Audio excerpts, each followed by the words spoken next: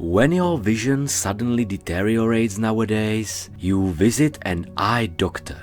Using modern instruments, they examine your retina, measure intraocular pressure, and determine the dioptric value of any refractive error you might have. But now imagine yourself in ancient Egypt or anywhere else in antiquity. How would you feel? Let's consider that virtually no accurate methods for examining vision existed back then. So, when did a significant breakthrough in the diagnosis of refractive errors occur?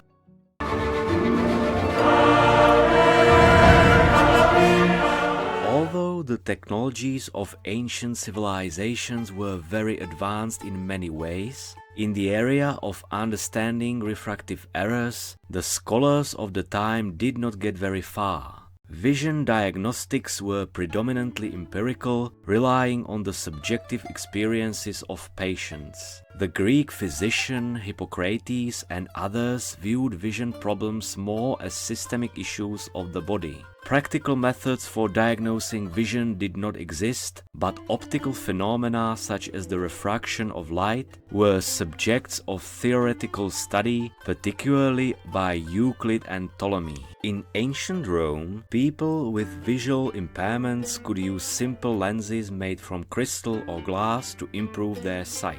Diagnosis was intuitive.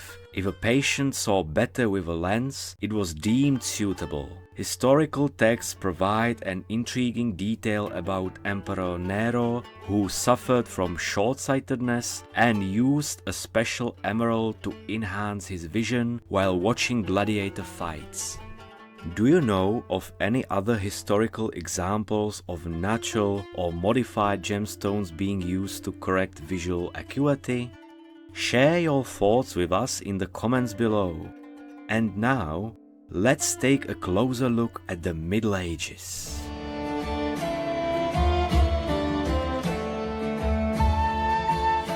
During this period, knowledge of optics continued to develop, primarily thanks to Islamic scholars who studied and translated Greek and Roman texts. The most prominent figure contributing to the advancement of optics was the Arab scientist Alhazen. His studies focused on the refraction of light and the eye as an optical system. His work, the Book of Optics, laid the foundation for understanding the functioning of lenses and the eye, which later enabled progress in diagnostics. A significant breakthrough came with the invention of the first eyeglasses in Renaissance Italy, marking the first attempt to compensate for refractive errors. Reading glasses, which helped older individuals address presbyopia, were developed empirically without systematic diagnostics. Let us now move forward in time to the early modern period.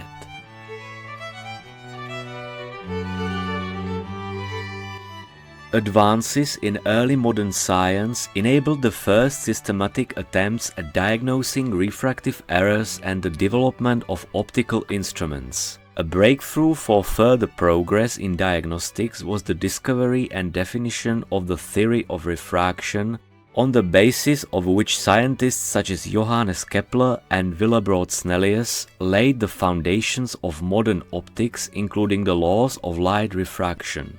Understanding these principles led to the recognition of the causes of short-sightedness and long-sightedness.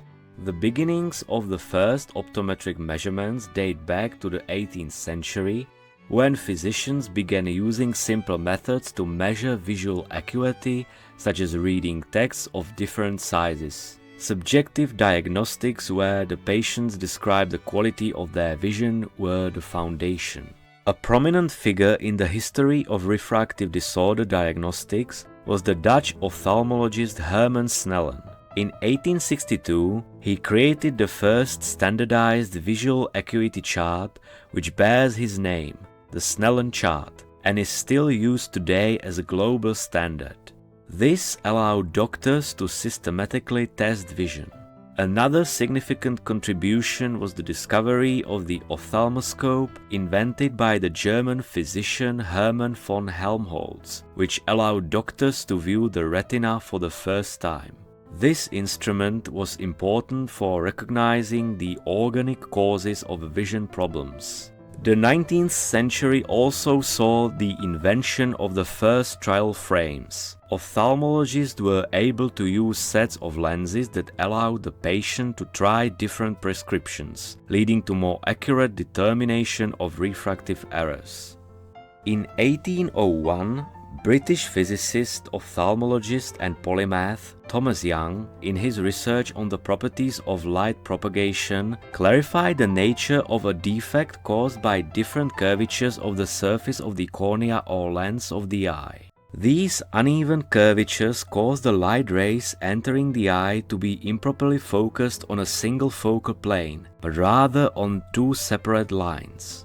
This defect is known as astigmatism. Throughout the 19th century, the mechanisms behind the refractive errors we know today, short-sightedness, long-sightedness, presbyopia and the aforementioned astigmatism, were understood. If you are unfamiliar with the nature of any of these conditions, a brief description can be found in the caption below. Now, let's move on to the 20th century.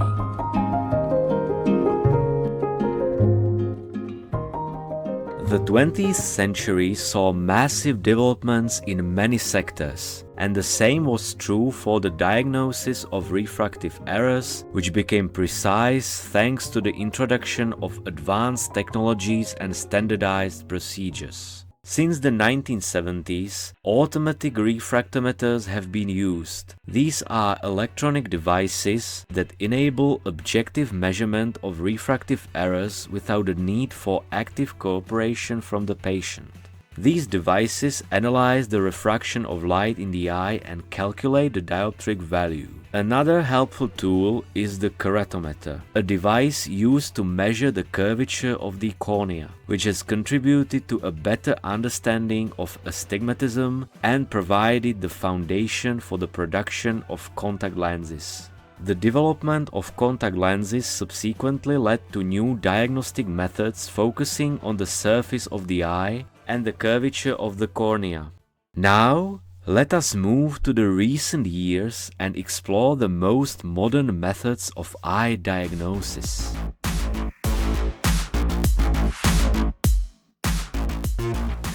Refractive error diagnostics has become fast, accurate, and convenient thanks to advanced technologies. One such technology is wavefront aberrometry, which maps irregularities in the eye with high precision and allows for personalized vision correction using glasses, contact lenses, or laser treatments. Another cutting-edge method is optical coherence tomography, which uses light waves to create detailed images of the eye structures, including the cornea and retina. Although the device focuses more on organic diseases, it assists in diagnosing complex refractive errors. There is also so-called digital diagnostics, which includes modern devices such as digital refractometers and advanced ophthalmoscopes, streamlining diagnostics and minimizing errors.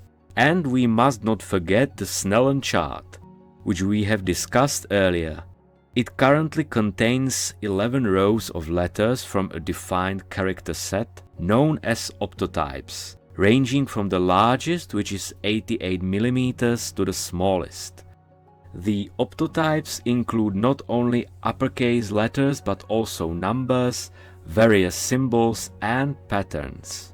Based on which row of the chart a person can read, the quality of vision and the extent of visual acuity loss can be assessed. However, eye examination using the Snellen chart is inaccurate and provides only an approximate result. Trial glasses into which an eye doctor could place lenses of varying strengths during the diagnosis have recently been replaced with modern digital devices, phoropters, which offer the patient the most accurate prescription for vision correction in a comfortable manner. We have reached the end of our journey through the history of refractive error diagnostics, from ancient primitive examination methods to modern technical devices. Reflecting on this historical path, one can only conclude that we should appreciate the diagnostic options we have today when we have concerns about our visual acuity. If you enjoyed our video with this unique historical theme, do not forget to like and subscribe. Leave us a comment about what interested you the most, we would love to read it. Thank you for watching and we look forward to seeing you next time.